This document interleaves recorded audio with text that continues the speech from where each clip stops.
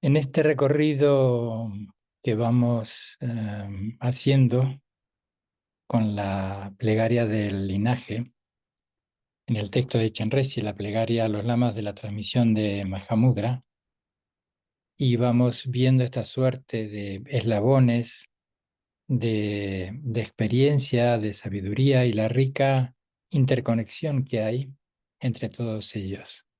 Y la intención, más allá de un relato histórico, de un raconto de enseñanzas, de geografías, ¿no?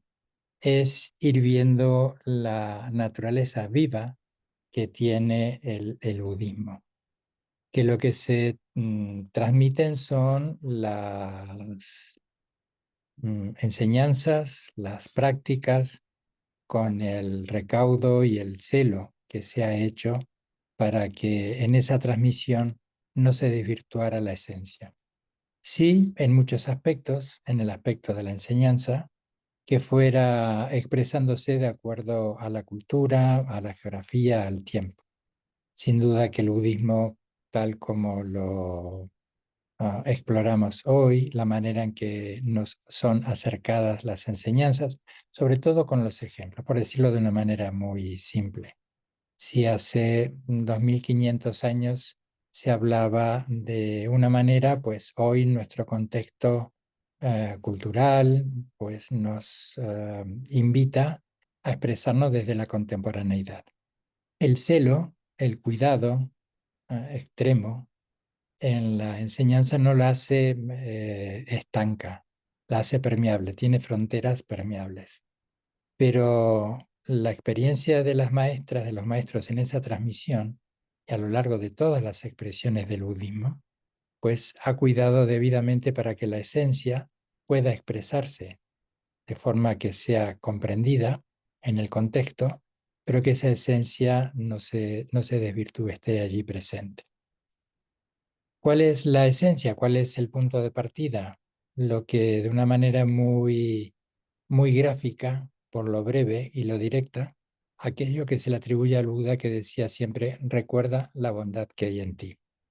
Y no se trata de una bondad en el aspecto, o no se trata solamente de una bondad en el aspecto más convencional y cotidiano, sino esa bondad que es una de las tantas expresiones de la sabiduría y de la compasión.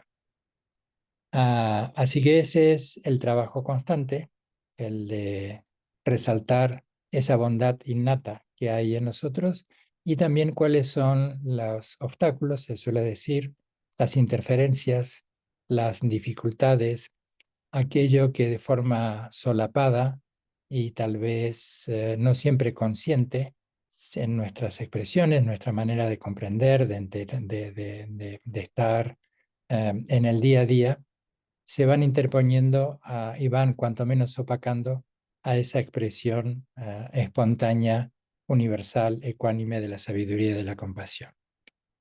3 o 4 serían los puntos. Como el Buda le decía, todo lo que he enseñado sobre el sufrimiento, sus causas y el cese del sufrimiento. Alguna vez lo citábamos, que cuando exploramos las 4 nobles verdades, pues con el tiempo vamos viendo la riqueza que ello tiene y que todo dimana de este enunciado que es presentado por el Buda de una manera, en un lenguaje muy simple, con una verdad muy profunda.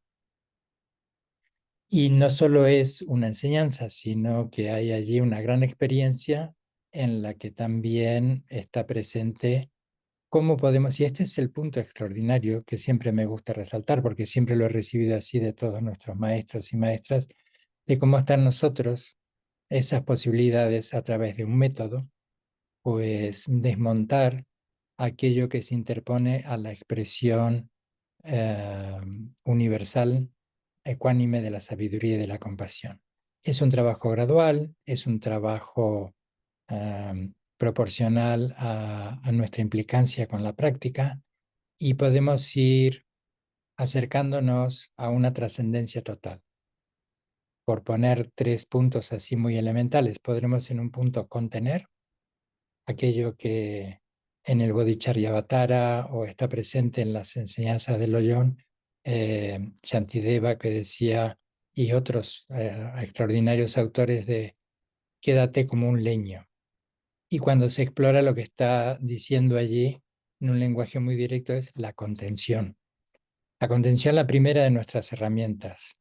Contenernos emocionalmente y en nuestras acciones o nuestros pensamientos, o más que nuestros pensamientos, la verbalización de esos pensamientos y la expresión de esos pensamientos en la acción.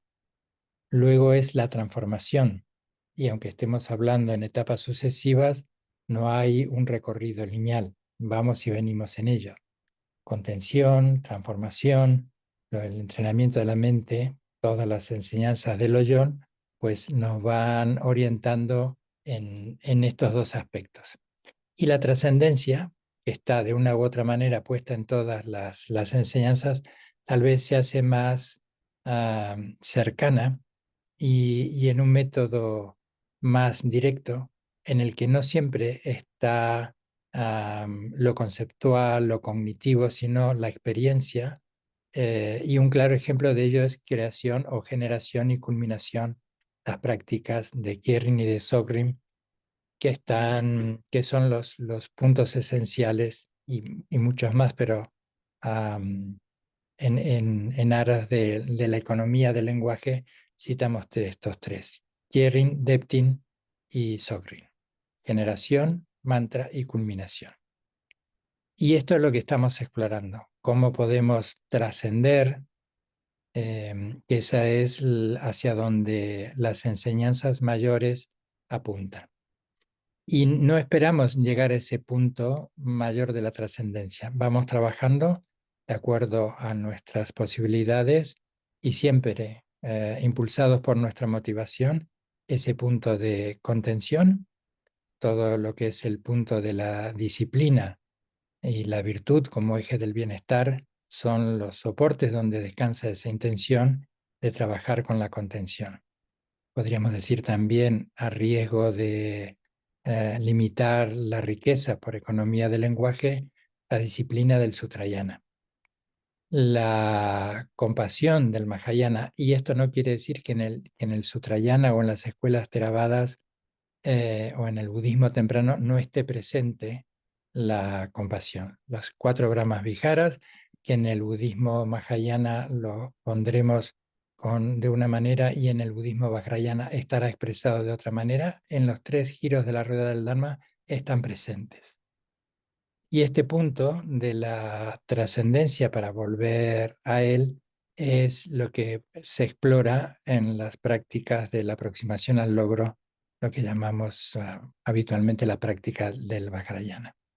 Entonces, ¿cómo entrenar este potencial innato? Y el Vajrayana nos ofrece extraordinarios recursos, como por ejemplo el texto de Chenrezig.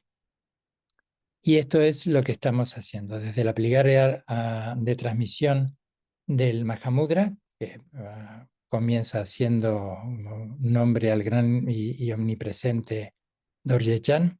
Y luego hemos estado viendo estos eslabones. Voy a recuperar esta idea, esta imagen en el comienzo de la charla, estos distintos eslabones de sabiduría, y vuelvo a este punto, donde no hay dogma, hay una transmisión muy cuidada, celosa, en el sentido de extremadamente, pues eso, cuidado, un celo extremo en la transmisión de la enseñanza, pero no hay dogma. Lo que se está apuntando es a que el estudiante, con la guía del maestro, con el apoyo de los textos, realice su propia experiencia en los retiros, en sus estudios y en sus prácticas. De allí podemos ir encontrando también una suerte de espejo donde observarnos como practicantes y cómo ayudarnos desde la inspiración y desde la gratitud a superar a veces algunas dificultades en nuestra vida cotidiana, la falta de tiempo, como la pereza también.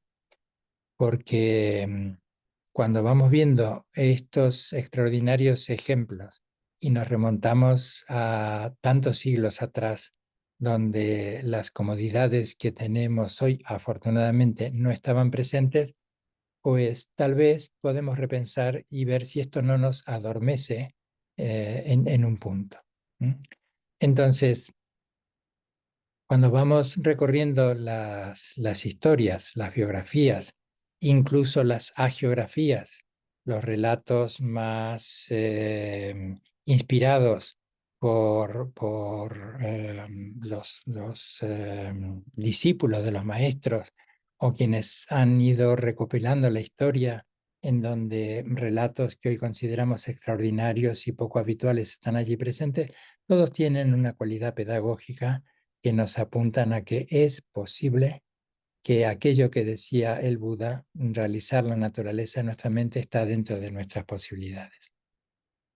Entonces, hemos estado hablando de Dorje Chan, hemos estado hablando de la biografía de Tilopa, de Naropa, y hoy me quiero ocupar de Marpa. Como decía en encuentros anteriores, es un rosario de maestros bellísimo. Y el hecho de que aquí citemos algunos que no sean tomados como los únicos o que haya una predilección por unos en desmedro de otros. Solo es una cuestión de transmisión de linajes, de escuelas, de subescuelas, pero nombrar a uno es nombrarlos a todos. Nombrar a Dorje Chan, a Tilopa, Naropa, Marpa, Milarepa, es nombrar a tantísimos, a tantos hombres o mujeres, yogis, yoginis de todas las escuelas, no solo de la escuela Kayu o de la escuela Champacayu. Pero bien, como un punto de apoyo tenemos este bello rosario de maestros y hoy nos ocupamos un poco de Marpa. Cuando estamos nombrando a Dorje Chan, el aspecto del absoluto, que lo hemos estado explorando unos vídeos atrás, y Tilopa y Naropa, y ahora al nombrar a Marpa, tenemos un detalle que no es menor. Marpa es el primer maestro en esta sucesión nacido en Tíbet.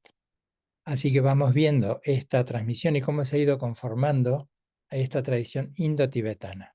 Tilopa, Naropa, extraordinarios maestros nacidos en India o en geografías que hoy podemos conocer como Pakistán,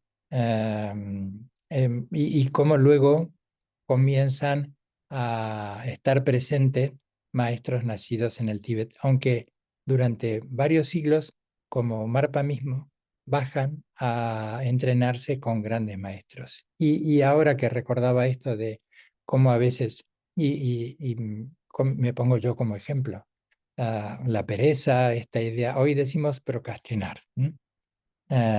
Creo que una palabra mucho más directa y menos, con menos cosmética es decir pereza. Y cuando vemos, por ejemplo, la tarea titánica de Marpa en bajar del Tíbet a India, estar en su primera residencia en India con extraordinarios maestros, entre ellos Naropa, 12 años. Luego volver, creo que contaba en algún momento, en Nepal, en Katmandú, al poco de salir de la ciudad, está el sitio donde Marpa solía pasar un tiempo para acostumbrarse tanto cuando bajaba a India como cuando subía a Tíbet, poder regular su capacidad de oxigenación, ir adaptándose, venir del llano hacia las alturas mayores o viceversa. Titánica tarea. Y en el caso de Marpa también encontramos un bello ejemplo, que es uno de los primeros grandes maestros que no tiene la condición monástica y nunca ha estado en un monasterio. Él ha tenido una actividad comercial, casado, hijos, y ha realizado la naturaleza de la mente. Entonces, en este punto de su biografía no es un punto menor, porque nos está hablando de las distintas posibilidades de realizar la naturaleza de la mente. Hasta ahora estamos hablando de yogis, de yoginis, monásticos, y encontramos esto, el ejemplo propio del príncipe Sakyamuni, que deja atrás riqueza, esposa, hijos, toma la ordenación monástica y permanece con la ordenación monástica durante toda su vida. Y encontramos relatos similares en otros grandes maestros, que hay como una figura arquetípica, se podría decir, de lo que indica la renuncia. Y también podríamos encontrar allí una fuente de inspiración. Tal vez no nos sintamos inspirados y porque tampoco es necesario esa renuncia idéntica, que no es necesario que nos mimeticemos con estas renuncias mayores, pero en esta constante de príncipes provenientes de familias acaudaladas, con cierto poderío, con confort, con comodidades, renuncian a todo ello. Renuncian al mandato siendo jóvenes en una sociedad brahmánica donde lo principal era cumplir con ciertos cometidos y recién la práctica espiritual o religiosa era para la última etapa de la vida de alguien cuando ya era mayor, sus hijos se habían criado y había dejado los recursos económicos suficientes para que fueran solventes por sí mismos. Y aquí encontramos un punto distinto. Marpa no, no es monje, no ha vivido en ningún monasterio y ha formado una familia, ha continuado con su actividad comercial, por decirlo en términos muy cercanos, pero ha realizado la naturaleza de la mente al mismo tiempo.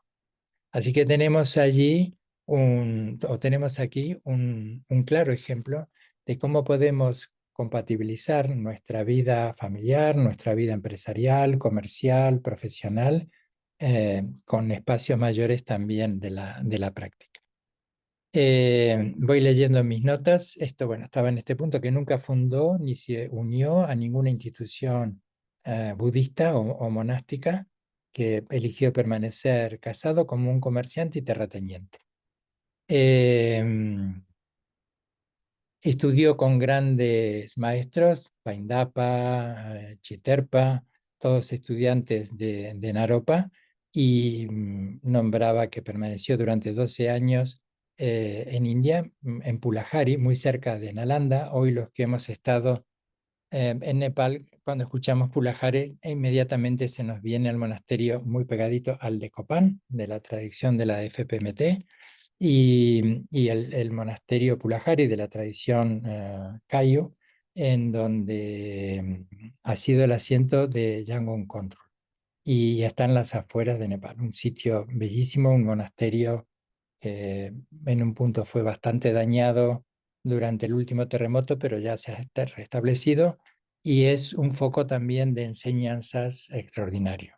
De hecho, Rupon Kempo es habitual en estos últimos años que visite Europa, visite España y esté dando enseñanzas en nuestro centro en Daxancayo.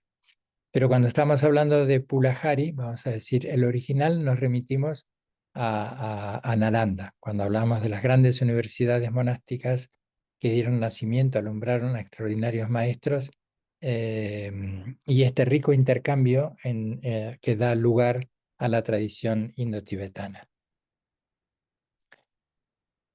Marpa Lotsawa, que también se lo conoce como Marpa el traductor, otra de sus grandes, extraordinarios aportes es la traducción del sánscrito al tibetano. Y también formador de otros grandes maestros, que luego les reconocemos como maestros, como Tilopa, alguien también muy reconocido, perdón, me corrijo, Milarepa, ¿sí? Vamos a volver a situarnos. Tilopa, Naropa, Marpa, Milarepa. Tuve este pequeño lapso porque estaba recordando algo que se afirma en los textos que recogen la historia, como Naropa, siendo el maestro de Marpa, predijo que alguien, no siendo, que no sería Marpa, pero sí un alumno y un discípulo de él, inauguraría, por decirlo de esta manera, o sería un punto que daría nacimiento a uno de los grandes linajes de la escuela Cayo. Así que nos encontramos con Milarepa. Hay muchos libros, hay alguna película, hasta donde yo sé, se grabó la primera parte, que queda inconclusa la segunda parte, y la primera parte pues relata lo que la biografía, la geografía nos pone en contacto con un Milarepa muy joven, que pronto pierde a su padre, queda a cargo de sus tíos pues hacen abuso de haber heredado esta fortuna, bueno, recorridos habituales en la historia de la humanidad. Mila te paga que es uno de los nombres con el que se conoce a Milarepa, hace alusión a la delicada y armoniosa voz que tenía y a sus dotes poéticas. De hecho, ya Milarepa, como un gran yogi, pues es quien ha enunciado una vasta cantidad de dohas, cantos espontáneos que tienen una poesía tan precisa, bonita y muy, muy profunda y que surge de manera espontánea en la mente de los grandes maestros realizados. Y eso es una tradición que sigue expresándose aún hoy en día. Khenpo Gyatso Sultri Rinpoche, un maestro ya muy mayor que vive con los cuidados que necesita en Nepal y que fue uno de los grandes transmisores de las escuelas de estudio Vaibhasika Sautántrica, fundamentalmente la escuela Madhyamaka, y también dando enseñanzas de la escuela Chittamatra, pues solía componer estos cantos espontáneos. Entonces es una expresión maravillosa en esa espontaneidad que expresa la enorme riqueza que ya habita de una manera permanente y constante y permite que se exprese de manera espontánea con estos cantos, con estas dojas.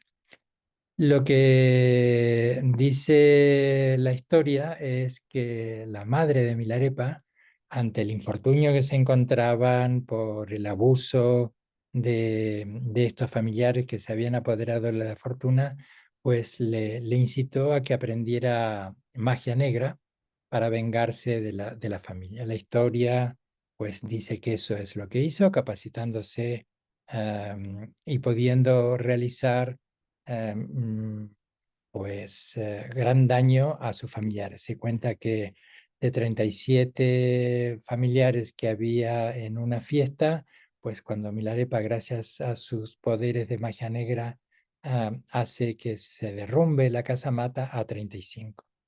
Y ha habido, no recuerdo ahora de forma muy precisa, pero sí que había habido antes algunos actos en los que Milarepa hasta se jactaba del poder de infligir mal a quienes le habían infligido tanto mal a él y a su madre. La historia relata que ante el daño y el horror, el dolor que infringe a los demás y a sus familiares, queda tan consternado que decide abandonar eso y salir en la búsqueda de algo que le vuelva a un camino más noble y dejar de hacer daño. Entonces el relato cuenta que se encuentra con un lama que le va instruyendo, pero que en un punto le sugiere que vaya a buscar a grandes maestros. Así que es allí cuando Milarepa emprende su búsqueda y se encuentra con otros grandes maestros, entre ellos Marpa. Entonces el relato es que Marpa les somete a grandes exigencias, y esto hoy nos resulta algo como extraño. Incluso a veces escucho casi como cierta perversidad en Marpa de dificultar tanto el acceso a las enseñanzas a Milarepa. Si vemos la película, si leemos el libro, pues iremos viendo los relatos de cómo Marpa le encargaba tareas titánicas a Milarepa y cuando estaban concluidas, pues las despreciaba, eh, o las desmontaba, le obligaba a desmontar todo aquello que había montado y volver a hacerlo. Um, la enseñanza mayor habla de cómo ir madurando un karma y cómo ir preparando a una mente de una forma mucho menos severa, pero ese es un elemento que suele estar presente en los grandes maestros, el de ralentizar el acceso a la enseñanza, de ir generando cierta expectativa para que el encanto primero que nos seduce de las enseñanzas del Dharma no termine, y esto lo digo yo en mis términos, intoxicándonos. Entonces suele haber cierta puesta a prueba, entre comillas, y muy lejos de lo que Marpa le impuso a Milarepa, pero para que nuestra motivación se vaya fortaleciendo. Podemos encontrar en nuestras vidas, que nos hemos encontrado en nuestras vidas comunes, que nos hemos ido encontrando con determinadas dificultades, infortunios, y han sido como un aliciente para sobreponernos y preparar mejor. El primer ejemplo que se me viene, un examen que repruebas y bueno, te esfuerzas un poco más y tal vez la segunda vez tampoco lo obtienes y vas a una tercera, incluso una cuarta. Y luego pues comprendes o la experiencia te dice que cómo te ha permeado esa enseñanza que te ha llevado a que varias veces que te has presentado esa examinación has sido reprobado. Que ha habido allí una cualidad pedagógica en esa repetición, en ese aprendizaje, de tal forma que te permea. Y mucho más tratándose de enseñanzas del peso, de la trascendencia y de la aspiración mayor de la práctica del Dharma. Milarepa, pues ese es el punto de la devoción, que es otro de los términos que tanta, incluso a mí en un principio, me imponía recelo, porque vamos confundiendo por distintas situaciones y sesgos también de comprensión, entendemos la devoción como sumisión, falta de personalidad, cuando en realidad la devoción es lo que Marpa despertó en Milarepa, es la ausencia de miedo y la capacidad que está latente en nosotros de sobreponernos a las dificultades mayores, y eso es lo que los maestros, las maestras con distintas habilidades van trabajando en nosotros, que suelen tener, y esto lo digo por experiencia propia, más confianza en uno que uno mismo. Y ese es el apoyo fantástico, maravilloso de las maestras, de los maestros. Y eso nos permea, nos acompaña cuando comenzamos, aunque más no sea, con este punto de confianza delegada, que no significa, decía, una devoción en la que haya el aspecto de la sumisión, sino que es esa confianza que nace de ver la belleza del corazón que está allí presente, de la claridad de la sabiduría que te comprende, que te entiende, que te apoya y que te capacita. Entonces, Milarepa, en ese punto de devoción al maestro, acepta todas esas dificultades y eso es lo que va despertando en él esto que le permite ser permeado por la enseñanza y por la práctica. Entonces, Milarepa estudia bajo la tutela de Marpa y después de otros grandes maestros, y ya para ir acabando, eh, retomo esto de que Milarepa es famoso por los varios poemas y canciones, las dojas, en las que expresan los puntos esenciales a través de su propia realización del Dharma. Y Milarepa, pues también es otro de los aspectos, así como teníamos los aspectos monásticos en los primeros maestros como Tilopa y Naropa, en Marpa un aspecto que nos resulta novedoso porque hasta el momento todos los relatos biográficos estaban hablando de monásticos y Milarepa que también decide una práctica yógica y es lo que asienta, entre otros grandes maestros, este linaje indo-tibetano, que es lo que hoy conocemos como el budismo tibetano. Lo voy a dejar aquí y nos quedan para próximos encuentros la reseña de dos maestros más, entre ellos Gampopa y el primer Karmapa Dusum Khyentse. Ya volveremos sobre ello y luego seguiremos avanzando con los otros maestros del linaje.